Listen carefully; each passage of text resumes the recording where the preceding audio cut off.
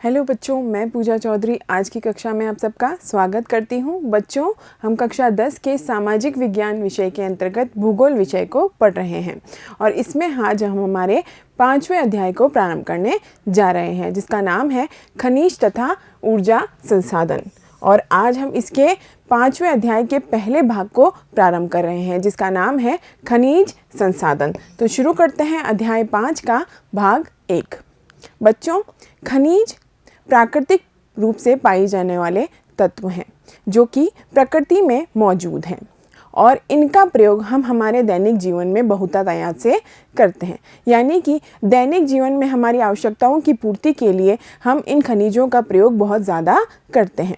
हम हमारे भोजन में भी इन खनिजों का प्रयोग करते हैं। यानी कि हमारे भोज्य पदार्थों में 0.3% मात्रा जो है इन खनिजों की पाई जाती है और यह हमारे बाकी के भोज्य पदार्थ को पूरी तरीके से प्रभावित करते हैं। यानी कि इस दशमलव संख्या में भी इनकी आवश्यकता इतनी महत्वपूर्ण है कि यदि 97.7% भोज्य पदार्थ के अलावा यह 0.3% खनिज हमारे भोजन में यदि उपलब्ध नहीं होंगे तो 97.7% भोज्य पदार्थ भी निरर्थक हो जाएगा। तो इस प्रकार से खनिज हमारे भोजन में भी पाया जाता है और हमारे लिए महत्वपूर्ण है। इसके अलावा हमारी जीविका के लिए भी यह महत्वपूर्ण होता है। साथ ही साथ आज तक हमने इतिहास में देखा है कि इन खनिजों का उपयोग हमने सजावट के लिए भी किया है, उद्योगों में भी किया है और अन्य कई प्रकार के तत्वों और आवश्यकताओं की पूर्ति के लिए भी किया है। तो इस प्रकार से इस अध्याय के इस भाग में हम खनिज संसाधनों की बात करेंगे और यह कितने प्रकार के होते हैं और भारत में इसकी उपलब्धता के बारे में भी जानकारी प्राप्त करेंगे। तो शुरू करते हैं खनिज संसाधन। खनिज एक प्राकृतिक रूप से विद्यमान समरूप तत्व है जिसकी एक निश्चित आंतरिक संरचना होती है। यानी कि एक निश्चित इसकी आंतरिक संरचना होती है और उस आंतरिक संरचना में यदि हम बात करें तो खनिजों के अंतर्गत एक क्रमबद्ध इसकी परमाणविक संरचना भी होती है। प्रत्येक खनिज की क्रमबद्ध परमाणविक संरचना होती है। साथ ही साथ प्रत्येक खनिज के भौतिक गुणधर्म भी होते हैं और प्रत्येक खनिज के अंदर उसके रासायनिक संरचना भी होती है। तो हम जानते हैं कि खनिज प्राकृतिक रूप से पाया जाता है, लेकिन इसकी संरचना होती है, इसकी एक आंतरिक संरचना होती है और उस आंतरिक संरचना में हम कह सकते हैं कि इसके कुछ क्रमबद्ध रासायनिक संरचना होती है। साथ ही साथ इसके कुछ भौतिक गुणधर्म होते हैं और प्रत्येक खनिज के कुछ रासायनिक संरचना भी होती है, उसे ही हम खनिज कहते हैं।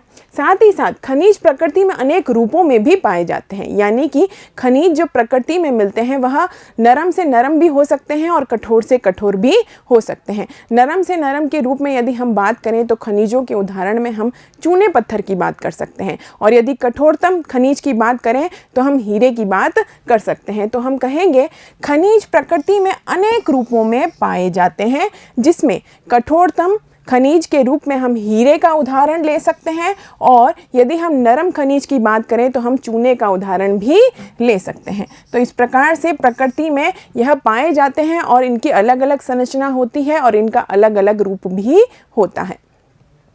खनिज हमारे जीवन का अति अनिवार्य भाग है। यानी कि हमारी आवश्यकताओं की पूर्ति में खनिज का योगदान बहुत ही अधिक होता है और हमने बात की हमारे भोजन में भी 0.3% जो है खनिज होता है। तो इस प्रकार से उसकी जो मात्रा यह 0.3% है वह भी बहुत ही महत्वपूर्ण होती है, जिसके बिना हमारे भोज्य पदार्थ जो हैं असार्थक हो जाएंगे। तो हम कहेंगे कि यह हमारे जीवन का अति अनिवार्य भाग है, अति अनिवार्य हिस्सा है, जिससे कि हमारी आवश्यकताओं की पूर्ति होती है। तो हम कहेंगे दैनिक जीवन में हम इस धातु का जो प्रयोग है वह विभिन्न वस्तुओं के निर्माण के लिए करते हैं और हम देखते हैं कि हम आए दिन जिन वस्तुओं का प्रयोग करते हैं सभी जो है मुख्यतः किससे बनी होती हैं, इन्हीं खनिजों से मिल करके बनी होती हैं। चाहे वह छोटी से छोटी सुई हो या फिर बड़ी से बड़ी इमारत हो, इन सभी में खनिजों का प्रयोग होता है। हम देखते हैं हमारे आस आसपास कई प्रकार के जो रेलगाड़ियां हैं, बसें हैं, पानी के जहाज हैं, इन सभी में खनिजों का प्रयोग होता है। तो इस प्रकार से हमारी दैनिक जीवन में यह मुख्य भूमिका निभाते हैं।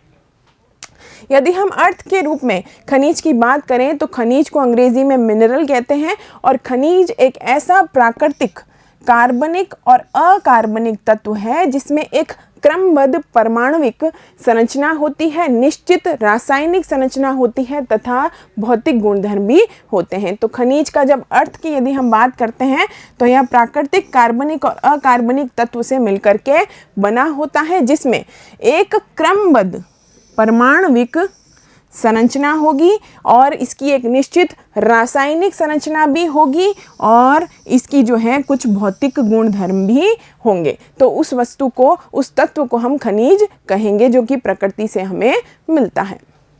खनिज का निर्माण कैसे होता है? तो बच्चों, खनिज का निर्माण कभी कभी एक तत्व से मिलकर के होता है और कभी कभी इसमें एक से अधिक तत्व भी होते हैं। यदि हम एक तत्व की बात करें तो हम उदाहरण के रूप में हीरे की बात कर सकते हैं, और यदि हम कहें कि खनिज का निर्माण एक से अधिक तत्वों से मिलकर भी हो सकता है तो हम उसके लिए लोहे का उदाहरण ले सकते हैं। तो हम कहेंगे खनिज का निर्माण कैसे होता है? तो कई बार यह दो या दो से अधिक तत्वों से मिलकर के होता है, लेकिन कुछ खनिज जो होते हैं वह एक ही तत्व से निर्मित होते हैं। और यदि हम बात करें कि ऐसे कौन से तत्व हैं जो कि एक ही तत्व से मिलकर के, ऐसे खनिज कौन से हैं, तो फिर यथा उदाहरण है हीरे का, उदाहरण है कार्बन का, उदाहरण है तांबा का, सल्फर का, सोना और ग्रेफाइट का। ये सभी किसके उदाहरण हैं? ये सभी उन खनिजों के उदाहरण हैं जो कि एक ही तत्व से मिलकर के बने होते हैं। तो हीरा भी एक ही तत्व से मिलकर बनता है। कार्बन, तांबा, सल्फर, सोना और ग्रेफाइट, ये सभी क्या है? एक ही तत्व से मिलकर के बने होते हैं। और यदि दो या दो से अधिक तत्वों से मिलकर खनिजों के उदाहरण की हम बात करें तो हम उसमें लोहे की बात कर सकते हैं। तो अधिकतर खनिज जो होते हैं वह दो या तत्वों वाले होते हैं या दो से अधिक तत्वों वाले भी होते हैं, और इसमें हम उदाहरण के रूप में बात कर सकते हैं लोहे की और सल्फर आदि के पाइराइट्स। तो इस प्रकार से खनिज का निर्माण कैसे होता है? कई बार यह एक तत्व से मिलकर के होता है, कई बार एक से अधिक तत्वों से मिलकर भी खनिज का निर्माण होता है। मिट्टी के कटाव के कारण यह खनिज जो होते हैं कहीं कहीं पर धरातल पर ही मिल जाते हैं, लेकिन कई बार यह गहराई में जाने से मिलते हैं। तो खनिज कहाँ मिलते हैं? खनिज कई बार हमें धरातल पर भी मिल जाते हैं और कई बार यह बहुत गहराई में जाकर के प्राप्त होते हैं। तो खनिजों की जो प्राप्ति है वह मिट्टी के कटाव के कारण कहीं कहीं धरातल पर ही यह प्राप्त होते हैं, लेकिन अधिकांश खनिज पदार्थ बहुत ही गहराई में जाकर हमें प्राप्त होते हैं। तो इस प्रकार से हमें इसके लिए भूगोल शास्त्री और भूगर्भ शास्त्री की सहायता से हमें इनकी प्राप्ति होती है कि कहाँ पर खनिजों की प्राप्ति हो सकती है, किस प्रकार की भौगोलिक परिस्थितियों में कौन से खनिज पाए जाएंगे। पृथ्वी की ऊपरी परत की यदि हम बात करें या भूपर्पटी जिसे कहते हैं, वह विभिन्न खनिजों के योग से बनी चट्टानों से बनी है। यानी कि जो हमारी पृथ्वी है इसकी जो ऊपरी परत है जिसे हम भूपर्पटी कहते हैं, विभिन्न खनिजों के योग से बनी चट्टानों से बनी है। तो यहाँ पर कई प्रकार की चट्टानें पाई जाती हैं और उन चट्टानों से हमें खनिज प्राप्त होते हैं। इन खनिजों का उपयुक्त शोधन या उन्हें शुद्ध करके ही हमारी धातुएं हमें प्राप्त होती हैं। तो खनिजों का जब हम शुद्ध करते हैं, उनकी शोधन की प्रक्रिया जब अपनाई जाती है, उसी से हमें हमारी आवश्यकता के लिए धातुओं की प्राप्ति होती है। मनुष्य ने विकास की सभी अवस्थाओं में अपनी जीविका के लिए, सजावट के लिए, त्योहारों के समय, उत्सवों के समय इन खनिजों का प्रयोग किया है। यानी कि मानव की विभिन्न आवश्यकताओं की पूर्ति के लिए मानव ने समय समय पर इन खनिजों का प्रयोग किया है। तो हम कह सकते हैं मनुष्य ने बहुत विकास कर लिया है, लेकिन विकास की जितनी भी अवस्थाएं आज तक हमने इतिहास में पढ़ी हैं, जितनी भी अवस्थाएं आज तक आई हैं, उन सभी में अपनी जीविकोपार्जन के लिए, अपनी जीविका चलाने के लिए मनुष्य ने किनका प्रयोग किया है? तो मनुष्य ने खनिजों का प्रयोग किया है। चाहे वह जीविका चलाने के लिए हो, चाहे वह सजावट करने के लिए हो, चाहे वह त्योहारों के लिए हो या फिर धार्मिक अनुष्ठानों के लिए हो, तो सभी के लिए मनुष्य ने किसका प्रयोग किया है? खनिजों का प्रयोग किया है। तो इस प्रकार से जब हम इतिहास उठाकर देखते हैं, इतिहास के विभिन्न कालों की बात करते हैं, मनुष्य की प्रगति और विकास की बात करते हैं, तब उन सभी अवस्थाओं में मनुष्य ने किनका सहारा लिया है? खनिजों का सहारा लिया है, खनिजों का प्रयोग किया है और अपने विकास को आगे बढ़ाया है। यदि हम बात करें खनिज, तो खनिज जो है वह विभिन्न तत्वों से मिलकर के बनते हैं, लेकिन किन परिस्थितियों में बनते हैं? तो बच्चों, खनिज विभिन्न प्राकृतिक अवस्थाओं में कई तत्वों से मिलकर के बनते हैं, लेकिन यह जो प्राकृतिक अवस्थाएं हैं यह कैसी होती हैं? तो यह प्राकृतिक अवस्थाएं जो है तत्कालीन समय की जो भौगोलिक अवस्था है उन पर आधारित होती है, भौतिक अवस्थाओं पर आधारित होती हैं। तो हम कहेंगे खनिज कुछ निश्चित तत्वों से मिलकर के बनते हैं, कुछ निश्चित तत्वों से मिलकर के खनिज का निर्माण होता है। और यह जो तत्व हैं यह किस पर निर्भर करते हैं?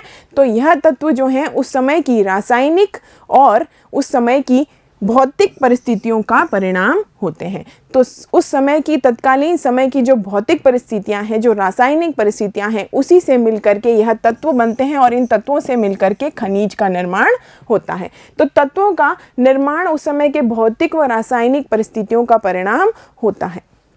इसके फलस्वरूप ही, यानी कि हम जो कह रहे हैं कि भौतिक व रासायनिक परिस्थितियों के परिणाम स्वरूप कई तत्व बनते हैं जिनसे खनिज बनता है, तो कई बार इन भौतिक व रासायनिक जो परिस्थितियां हैं उन्हीं की वजह से खनिजों का घनत्व कितना होगा, खनिजों का रंग कैसा होगा और खनिजों का आकार कैसा होगा, और साथ ही साथ खनिज कितने कठोर या लचीले या नरम होंगे, यह भी निर्भर करता है। यानी कि तत्कालीन जो भौतिक और रासायनिक परिस्थितियां हैं उसी के अनुसार उस खनिज का रूप और रंग होगा। तो हम कहेंगे कि खनिजों का निर्माण उस समय के भौतिक व रासायनिक परिस्थितियों का परिणाम है और उन्हीं भौतिक व रासायनिक परिस्थितियों के परिणाम स्वरूप हम खनिजों के विविध रंग देखते हैं, यानी वे कई प्रकार के रंगों के होते हैं, उनकी कठोरता भी अलग अलग होती है जो भी भौतिक और रासायनिक परिस्थितियों का परिणाम है, और उनकी चमक में भी अंतर होता है, उनके घनत्व में भी अंतर होता है और उनमें विविध क्रिस्टल भी पाए जाते हैं। तो इस प्रकार से तत्कालीन भौतिक परिस्थितियां और तत्कालीन रासायनिक परिस्थितियों के परिणाम स्वरूप किसी भी खनिज का रंग, आकार और घनत्व निर्धारित होता है। इन विशेषताओं के आधार पर भूवैज्ञानिक खनिजों का वर्गीकरण भी करते हैं, यानी कि परिस्थितियों के आधार पर उनका रंग, कठोरता, घनत्व निर्धारित होता है और इसी आधार पर हमारे जो भूवैज्ञानिक हैं इन खनिजों को आपस में वर्गीकृत करते हैं, उनका बंटवारा करते हैं, उन्हें विभाजित करते हैं कि किस प्रकार के खनिज हमारी धरती पर व्याप्त हैं और कौन से प्रदेश में, कौन से क्षेत्र में किस प्रकार के खनिज पाए जाते हैं। यदि हम भारत की बात करें तो भारत की स्थिति खनिजों के मामले में कैसी है? तो बच्चों, भारत जो है खनिजों की दृष्टि से समृद्ध देश है, और ऐसा इसलिए है क्योंकि भारत में जो भौगोलिक विविधता है, जो भौतिक रूप से जो विविधता है, उसके आधार पर भारत में 100 से अधिक खनिज पाए जाते हैं और उसमें भी 30 खनिज ऐसे हैं जो कि आर्थिक रूप से बहुत महत्व रखते हैं। तो भारत जो है खनिजों की दृष्टि से एक समृद्ध देश है। भारत की विशालता के कारण भी यहाँ अलग अलग प्रकार के खनिज पाए जाते हैं। कुछ खनिज जो है भारत में बहुतायत से पाए जाते हैं, कुछ खनिज जो है संतोषजनक स्थिति में है और कुछ खनिज जो है यहाँ पर कम पाए जाते हैं, उनकी स्थिति अच्छी नहीं थे। और इस कारण जिन खनिजों की स्थिति या जिन खनिजों की पर्याप्तता भारत में नहीं है, उन सभी खनिजों का आयात विदेशों से भारत में किया जाता है। तो जानते हैं भारत की स्थिति खनिजों के मामले में क्या है? तो भारत प्रचुर खनिज निधि से संपन्न है, यानी कि खनिजों की स्थिति के मामले में भारत एक समृद्ध देश की श्रेणी में आता है। हमारे देश में 100 से अधिक खनिजों के प्रकार मिलते हैं, यानी कि 100 एक बहुत ही बड़ा आंकड़ा होता है। तो इतने प्रकार के खनिज यहाँ पर पाए जाते हैं, इसी कारण भारत को खनिजों की दृष्टि से समृद्ध माना जाता है। लेकिन इसमें से भी 30 खनिज पदार्थ ऐसे हैं जिनका आर्थिक महत्व बहुत ज़्यादा है, यानी कि भारत में 30 खनिज ऐसे हैं जिनका कि आर्थिक महत्व वैश्विक स्तर पर बहुत ज़्यादा है। उदाहरण के स्वरूप यदि हम बात करें तो कौन कौन से खनिज ऐसे हैं जिनका कि आर्थिक महत्व ज़्यादा है? तो बच्चों, इसमें उदाहरण है कोयले का उदाहरण है लोहे का, उदाहरण है मैग्नीज का, बॉक्साइट का और अभ्रक का। तो इस प्रकार से भारत में जो है यह कुछ उदाहरण है जिनका कि आर्थिक महत्व ज़्यादा है और यह भारत में पाए जा रहे हैं। इसके अलावा कुछ दूसरे खनिज हैं जैसे कि फेल्सपार, क्लोराइड, चूना पत्थर, डोलोमाइट, जिप्सम इत्यादि के मामले में भारत में इनकी स्थिति जो है संतोषजनक है। तो इस प्रकार से कुछ खनिज ऐसे हैं जो कि भारत में संतोषजनक स्थिति में पाए जाते हैं, यानी कि भारत की जितनी आवश्यकता है, भारत की जनता की जितनी आवश्यकता है, भारत में जितने रूप में यह संसाधन मौजूद होना चाहिए उतनी जो इसकी उपलब्धता होती है, तो इस कारण यह संतोषजनक स्थिति में है। लेकिन कुछ खनिज ऐसे हैं जिनकी की कमी भारत में है, यानी कि जितनी मांग भारत में है उतनी पूर्ति इनकी नहीं होती, इस कारण यह विदेशों से आयात किए जाते हैं। और ऐसे कौन से खनिज हैं, तो हम बात कर सकते हैं पेट्रोलियम ऐसा खनिज है जिसको कि भारत आयात करता है, भारत में इसकी कमी पाई जाती है। तो इसकी जो स्थिति है वह संतोषजनक नहीं है एक खनिज के रूप में भारत में। तो परंतु पेट्रोलियम तथा अन्य अलौह धातुएं के अयस्क जैसे कि तांबा, जस्ता, टिन, ग्रेफाइट इत्यादि में भारत में इनकी स्थिति संतोषजनक नहीं है, संतोषप्रद नहीं है। अहलौह खनिज वे हैं जिनमें लौह तत्व नहीं होता है। तो इस प्रकार से कुछ अहलौह धातुएं हैं जिनका कि हम आयात करते हैं क्योंकि यह भारत में पर्याप्त मात्रा में नहीं पाए जाते।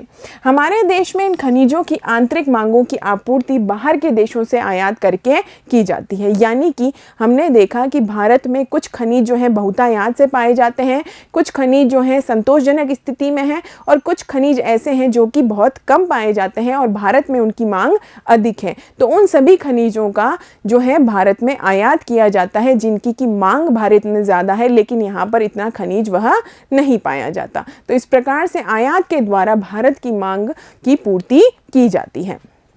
अब हम देखते हैं खनिजों का वर्गीकरण किस प्रकार से है।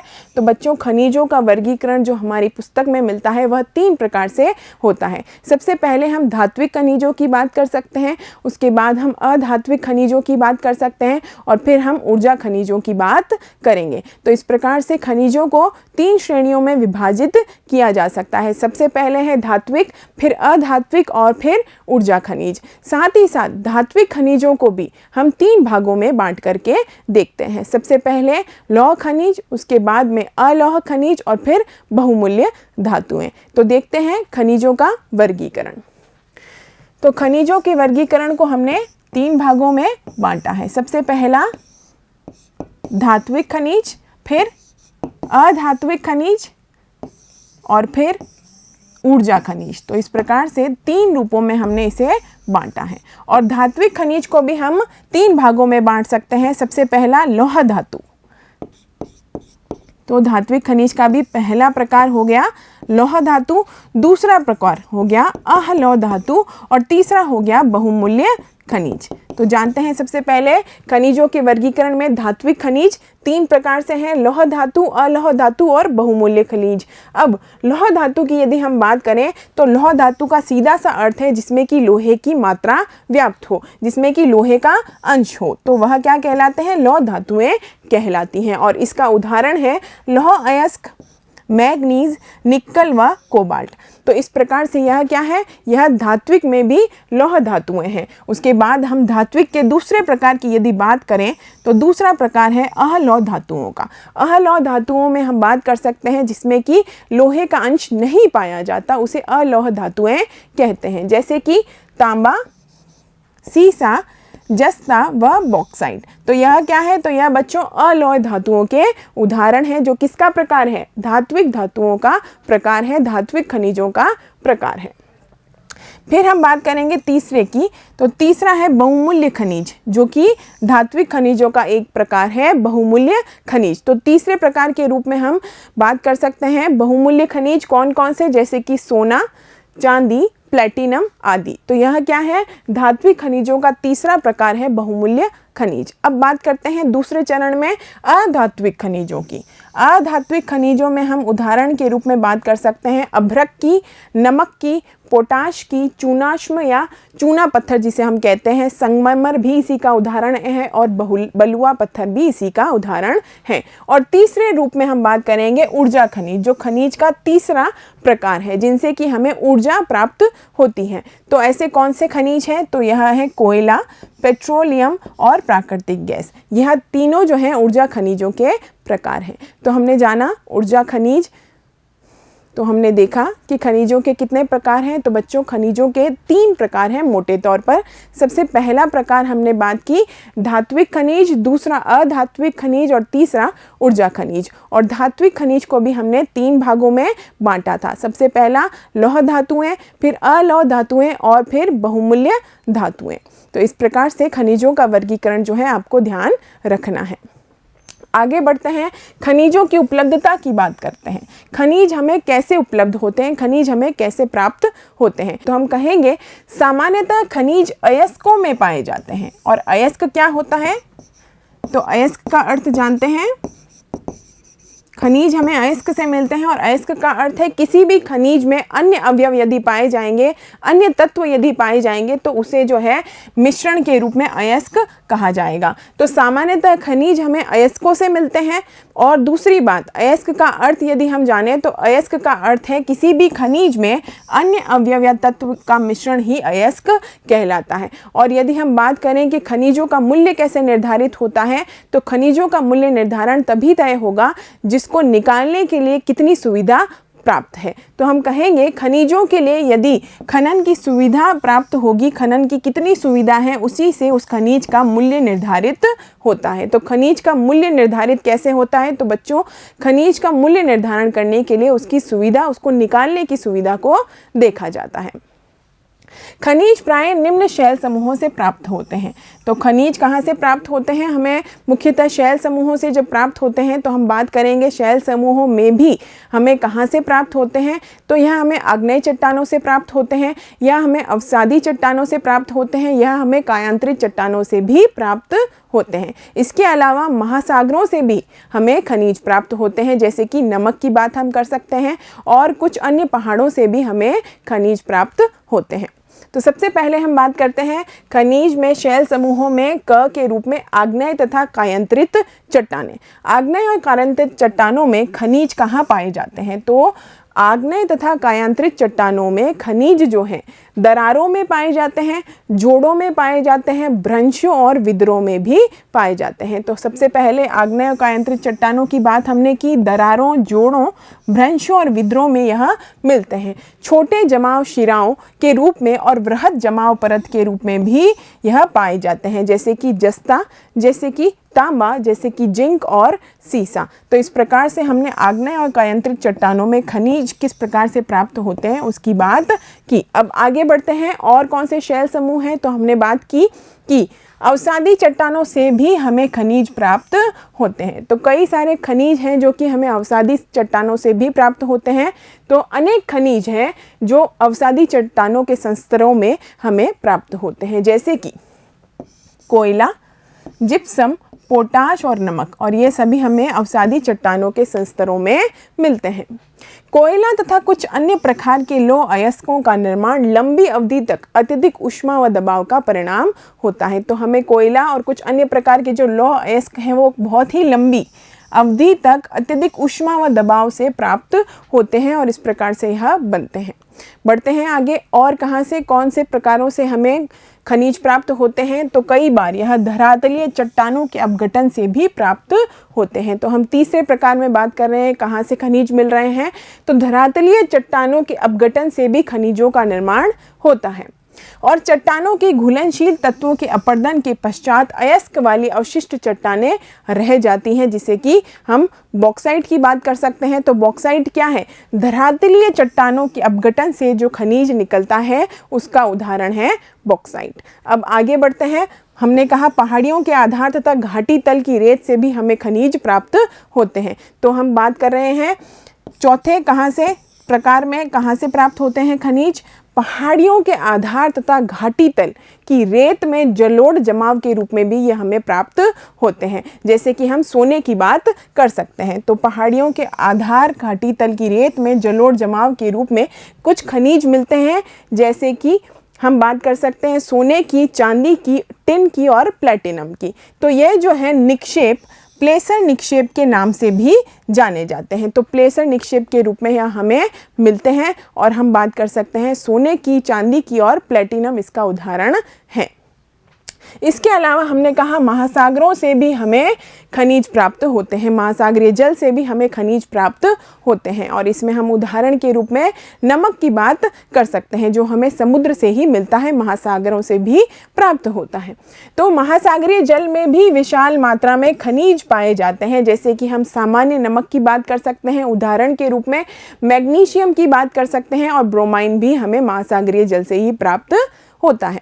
तो इस प्रकार से हमने 5 भागों में देखा कि खनिज हमें कहाँ कहाँ उपलब्ध हो सकते हैं। हमने देखा कि यह आग्नेय चट्टानों में पाए जाते हैं, अवसादी चट्टानों में, कायांतरित चट्टानों में, महासागरीय जल में और पहाड़ों की घाटियों में भी हमें यह प्राप्त होते हैं। तो इस प्रकार से 5 अलग अलग जगहों पर हमने देखा कि खनिजों की प्राप्ति हो सकती है।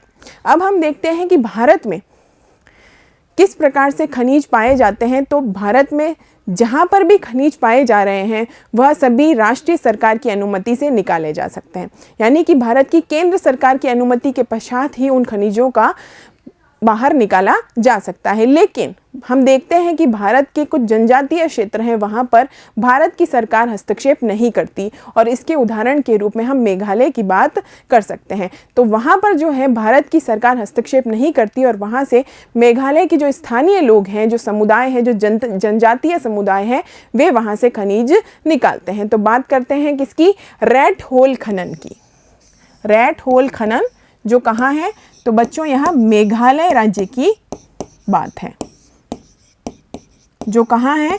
तो भारत के पूर्वोत्तर राज्यों में मेघालय शामिल होता है, और वहाँ पर जो जनजातियाँ रहती हैं वे जो है स्थानीय जनजातियाँ, स्थानीय समुदाय जो है वहाँ से इस खान से जो है खनन का कार्य करती हैं, और भारत की सरकार की अनुमति की आवश्यकता वहाँ पर नहीं होती, जिसका उदाहरण हमें हमारी पुस्तक में मिलता है। तो बात करते हैं मेघालय की, जहाँ रैट होल खनन की बात की जा रही है। और ये क्या है? तो बच्चों यहाँ पर राष्ट्रीय सरकार या केंद्र सरकार की अनुमति के बिना ही जो है खनन कार्य किया जा रहा है, क्योंकि यह स्थानीय लोगों के अधिकार और नियंत्रण में है।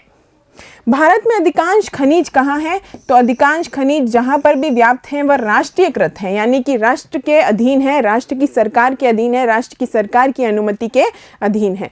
और इनका निष्कर्षण या इनका जो निकालना है सरकारी अनुमति के पश्चात ही संभव है, यानी सरकार यदि अनुमति देगी तभी यह निष्कर्ष निकाले जा सकते हैं, निष्कर्षण किया जा सकता है। किंतु हम बात कर सकते हैं भारत के उत्तर पूर्व में, उत्तर पूर्वी भारत में अधिकांश जनजातीय क्षेत्रों में, जहाँ पर जनजातियां रहती हैं, जहाँ पर आदिवासी रहते हैं, खनिजों का स्वामित्व व्यक्तिगत और समुदायों को दिया गया है। यानी कि इन क्षेत्रों में जो भारत के पूर्वोत्तर राज्य हैं वहाँ पर कुछ ऐसे क्षेत्र हैं जहाँ जनजातियाँ निवास करती हैं, आदिवासी निवास करते हैं, वहाँ पर इन जो खनिजों का स्वामित्व है वह इन जनजातियों को दे दिया गया है, इन जनजातीय समुदायों को दे दिया गया है। तो इस प्रकार से यह किसका उदाहरण है? मेघालय राज्य का उदाहरण है, जहाँ पर इस खान का स्वामित्व वहाँ की जनजातियों को ही दिया गया है, जो वहाँ पर स्थानीय रूप से पहले से पाई जाती हैं, और यही लोग जो हैं बिना राष्ट्रीय सरकार की अनुमति के यहाँ पर खनन कर रहे हैं। तो जानते हैं इस खान के बारे में। तो मेघालय में कोयला, लौह अयस्क, चूना पत्थर व डोलोमाइट के विशाल निक्षेप पाए जाते हैं। तो हमने बात की भारत के पूर्वोत्तर राज्य में मेघालय की, और मेघालय में क्या क्या पाया जाता है खनिज के रूप में? तो कोयला भी यहाँ पाया जाता है, लौह अयस्क, चूना पत्थर व डोलोमाइट के विशाल निक्षेप यहाँ पर पाए जाते हैं। हम बात कर सकते हैं जोवाई व चेरापूंजी में कोयले का खनन परिवार के सदस्य द्वारा किया जाता है। परिवार के लोग मिलकर के कोयले को वहाँ से खुदाई कर रहे हैं, और इसके लिए परिवार के सदस्य साथ मिलकर एक लंबी संकीर्ण सुरंग बना लेते हैं, और लंबी संकीर्ण सुरंग से वह अंदर जाकर के कोयले को बाहर निकालते हैं, कोयले का निष्कर्षण करते हैं, जिसे रैट होल खनन कहते हैं। तो हमने देखा रैट होल खनन क्या है? तो यहाँ मेघालय में है रैट होल खनन, जहाँ पर वह कोयले का खनन कर रहे हैं। तो तो इस प्रकार से यहाँ पर जो है राष्ट्र की सरकार की अनुमति के बिना ही कोयले का खनन किया जा रहा है। अब हम देखते हैं खनिजों को कितने भागों में वर्गीकृत किया जा सकता है। तो खनिजों को 3 भागों में हमने बांटा है। सबसे पहले धात्विक खनिज, फिर अधात्विक खनिज और फिर ऊर्जा खनिज। तो इस प्रकार से हमने खनिजों को 3 भागों में बांटा है। सबसे पहले हम बात करने वाले हैं धात्विक खनिजों की। तो शुरू करते हैं धात्विक खनिज। वे खनिज जिनमें कि क्या पाया जाता है, धातु पाई जाती है, वे धात्विक खनिज कहलाते हैं। तो धात्विक खनिज जो खनिजों का पहला प्रकार है वर्गीकरण के अंतर्गत, उसमें क्या होता है, तो इसका अर्थ है कि उन खनिजों में धातु की मात्रा, धातु का अंश पाया जाता है, इस कारण ये धात्विक खनिज कहलाते हैं। इसमें भी सबसे पहले हम लौह खनिज की बात करेंगे। तो लौह खनिज धात्विक खनिजों का पहला प्रकार है। लौह खनिज क्या है, वे जिनसे कि लोहा प्राप्त किया जाता है, इनसे लोहा प्राप्त किया जाता है। लौह खनिज धात्विक खनिजों के कुल उत्पादन मूल्य के 3/4 भाग का योगदान करते हैं, जो कि एक अच्छी खासी मात्रा है। तो 3/4 भाग का योगदान जो है इनके माध्यम से दिया जाता है। ये धातु शोधन उद्योगों के विकास को मजबूत आधार प्रदान करते हैं। और यदि हम बात करें लौह खनिज की, तो भारत अपनी घरेलू मांग को पूरा कर लेता है, उसके पश्चात वह इनका निर्यात भी करता है। तो हम कहेंगे भारत अपनी घरेलू मांग को पूरा करने के पश्चात बड़ी मात्रा में धात्विक खनिजों का निर्यात करता है। तो इस प्रकार से भारत में यह बहुतायत में पाया जाता है और इसी कारण भारत क्या करता है, इनका निर्यात करता है, विदेशों में इनका निर्यात किया जाता है। अब हम बात करते हैं लौह अयस्क की। लौह अयस्क, तो लौह अयस्क एक आधारभूत खनिज है तथा औद्योगिक विकास की रीढ़ है। यानी कि भारत के औद्योगिक विकास में लौह अयस्क का योगदान बहुत ही ज़्यादा है, इस कारण यह भारत के औद्योगिक विकास की रीढ़ की हड्डी माना जाता है। तो लौह अयस्क की यदि हम बात करें तो मैग्नेटाइट सर्वोत्तम प्रकार का लौह अयस्क है।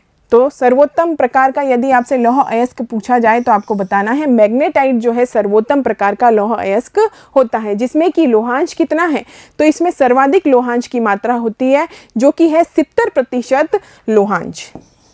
तो इस कारण जो है यह सर्वोत्तम प्रकार का लोहा माना जाता है। तो मैग्नेटाइट में 70% लोहांश पाया जाता है, इस कारण यह सर्वोत्तम लौह अयस्क माना जाता है। उसके बाद यदि हेमेटाइट की बात करें तो सर्वाधिक महत्वपूर्ण हेमेटाइट औद्योगिक लौह अयस्क है, जिसका अधिकतम मात्रा में उपभोग हुआ है। यानी कि ज़्यादा प्रयोग जो है वह हेमेटाइट का होता है, लेकिन इसकी जो लोहांश की मात्रा है वह मैग्नेटाइट की तुलना में जो है थोड़ी सी कम होती है, क्योंकि हमने मैग्नेटाइट में लोहांश की मात्रा 70% बात की और यदि हम बात करें हेमेटाइट की तो उसमें लोहांश की मात्रा थोड़ी सी कम पाई जाती है और इसमें पाई जाती है 50 से 60%। तो हमने कहा मैग्नेटाइट सर्वोत्तम है क्योंकि उसमें सर्वाधिक लोहांश है और हेमेटाइट उससे कम प्रकार का, उसमें थोड़ी सी गुणवत्ता की कमी है क्योंकि लोहांश की मात्रा 50 से 60% पाई जाती है। यदि हम लौह अयस्क की बात करें राज्यों के आधार पर तो हम कहेंगे ओडिशा राज्य में सर्वाधिक लौह अयस्क निकलता है, जो कि है 52%। यानी देश का 52% लौह अयस्क उड़ीसा राज्य से निकलता है। उसके पश्चात यदि हम बात करें तो दूसरे नंबर पर छत्तीसगढ़ राज्य की स्थिति आती है, जहां से लोहांश 16% लौह अयस्क निकाला जाता है। और फिर तीसरे नंबर पर हम कर्नाटक राज्य की बात कर सकते हैं, जहां से 14% लौह अयस्क निकलता है। और तत्पश्चात हम झारखंड राज्य की बात करेंगे, जहां से 11% लौह अयस्क निकलता है और अन्य प्रतिशत 7% जो है वह अन्य राज्यों से लौह अयस्क निकलता है। तो इस प्रकार से हमने लौह अयस्क की राज्यों के आधार पर स्थिति को देखा। सबसे ज़्यादा लौह अयस्क हमें उड़ीसा राज्य से प्राप्त होता है और दूसरे नंबर पर छत्तीसगढ़ राज्य से हमें प्राप्त होता है। इसमें लोहांश की मात्रा यानी हेमेटाइट में 50 से 60% की रहती है। भारत उच्च कोटि के लोहांश युक्त अयस्क में धनी है। तो इस प्रकार से हमने भारत की स्थिति लौह अयस्क के क्षेत्र में जानी। अब हम बात करते हैं भारत में लौह अयस्क की पेटियों की। तो भारत में कितनी लौह अयस्क की पेटियां हैं, तो भारत में 4 प्रकार की लौह अयस्क की पेटियां हैं जो अलग अलग राज्यों में हमें देखने को मिलती है, जिसमें हम बात कर सकते हैं ओडिशा की, हम महाराष्ट्र की बात कर सकते हैं, हम गोवा की बात भी कर सकते हैं और कर्नाटक में भी यह पाया जाता है। तो सबसे पहले हम बात करते हैं लौह अयस्क की पेटियों में पहली उड़ीसा झारखंड पेटी, उसके बाद में दूसरी पेटी कौन सी है? तो दुर्गा बस्तर चंद्रपुर पेटी, जो कि छत्तीसगढ़ और महाराष्ट्र में है। यह दूसरी पेटी है जहां से हमें लौह अयस्क प्राप्त होता है। और उसके बाद तीसरे नंबर पर स्थिति आती है बल्लारी चित्रदुर्ग चिकमंगलुरु तुमकुरु पेटी की, जो कि कर्नाटक राज्य में है। और फिर हम चौथे नंबर पर बात करेंगे महाराष्ट्र और गोवा पेटी की। तो महाराष्ट्र और गोवा पेटी की यदि हम बात करें तो गोवा और महाराष्ट्र राज्य में है और महाराष्ट्र के भी रत्नागिरी जिले में यह पाई जाती है। तो हमने बात की लौह अयस्क भारत में 4 प्रकार की पेटियां हैं, 4 स्थान और 4 पेटियां जो है यहाँ पर पाई जाती हैं और उन स्थानों पर लौह अयस्क की प्राप्ति होती है, जिसमें हमने ओडिशा राज्य की बात की, झारखंड राज्य में यह पाया जाता है, छत्तीसगढ़ और महाराष्ट्र में, फिर कर्नाटक में और महाराष्ट्र और गोवा में जो है लौह अयस्क की पेटियां पाई जाती हैं। अब हम बात करते हैं मैग्नीज की। तो मैग्नीज जो है मुख्य रूप से इस्पात के विनिर्माण में इसका प्रयोग किया जाता है। तो हम कहते हैं इसका मुख्य रूप से इस्पात के विनिर्माण में प्रयोग किया जाता है। इसका उपयोग ब्लीचिंग पाउडर को बनाने में होता है, इसका उपयोग पेंट के लिए भी होता है और रासायनिक दवाओं के लिए भी होता है। तो इसका उपयोग ब्लीचिंग पाउडर, कीटनाशक दवाओं के लिए, पेंट बनाने में मुख्य रूप से होता है। भारत में उड़ीसा जो है मैग्नीज का सबसे बड़ा उत्पादक राज्य है। तो हमने बात की उड़ीसा की, मैग्नीज के उत्पादन में यह भारत में प्रथम स्थान पर है। अब देखते हैं मैग्नीज की स्थिति राज्यों के आधार पर। तो सर्वाधिक मैग्नीज जो है हमें कहाँ से प्राप्त होता है? तो बच्चों ओडिशा, मध्य प्रदेश, महाराष्ट्र, आंध्र प्रदेश और कर्नाटक में यहाँ हमें ज़्यादा मिलता है। आगे बढ़ते हैं, देखते हैं कि अलौह खनिज में भारत की स्थिति क्या है और यह किन किन राज्यों में पाया जाता है। तो अलौह खनिज में हम कहेंगे कि इसका अर्थ होता है कि इन खनिजों में लोहा शामिल नहीं होता, यानी लोहांश के तत्व नहीं होता, इस कारण इन्हें अलौह खनिज कहते हैं। इनका उपयोग धातु शोधन के लिए होता है। इंजीनियरिंग व विद्युत उद्योगों में महत्वपूर्ण भूमिका यह निभाते हैं। तो इस प्रकार से हमने देखा अलौह खनिजों का उपयोग किस किस में होता है? तो धातु शोधन में, इंजीनियरिंग व विद्युत उद्योगों में यह महत्वपूर्ण भूमिका निभाते हैं। अलौह खनिजों के उदाहरण की यदि हम बात करें तो तांबा, बॉक्साइट, सीसा व सोना जो है अलौह खनिज माने जाते हैं। और तांबे का प्रयोग हम सभी जानते हैं कि वह इलेक्ट्रॉनिक सामानों को बनाने में तांबे का प्रयोग किया जाता है। तो सबसे पहले हम देख रहे हैं तांबा। घातवर्धीय, तन्य और ताप सुचालक होने के कारण तांबे का उपयोग मुख्यतः बिजली के सामान बनाने में होता है, इलेक्ट्रॉनिक्स के सामान बनाने में होता है। तो तांबा क्या है? घातवर्धीय है, तन्य है और ताप सुचालक है और इसके कारण तांबे का उपयोग मुख्यतः बिजली के तार बनाने में होता है, इलेक्ट्रॉनिक्स और रसायन उद्योगों में किया जाता है। यदि हम बात करें तांबे की प्राप्ति कहाँ पर होती है? तो तांबे की प्राप्ति मध्य प्रदेश में भी होती है और राजस्थान के खेतड़ी से भी तांबे को निकाला जाता है। तो मध्य प्रदेश की बालाघाट खदानें, झारखंड का सिंहभूम जिला और राजस्थान की खेतड़ी खदानें तांबे की मुख्य खदानें हैं, यहाँ से तांबे की प्राप्ति होती है। तो इस प्रकार से आपको राजस्थान में भी खेतड़ी से तांबे की प्राप्ति के बारे में जानकारी मिलती है। तो मध्य प्रदेश में भी यह है, साथ ही साथ सिंहभूम जिला जो कि झारखंड का है वहाँ पर भी यह प्राप्त होता है और खेतड़ी राजस्थान से भी यह प्राप्त होता है। आगे बढ़ते हैं, बॉक्साइट की बात करते हैं। तो बॉक्साइट क्या है? तो बच्चों बॉक्साइट जो है वह एल्यूमिना क्ले जैसा दिखता है।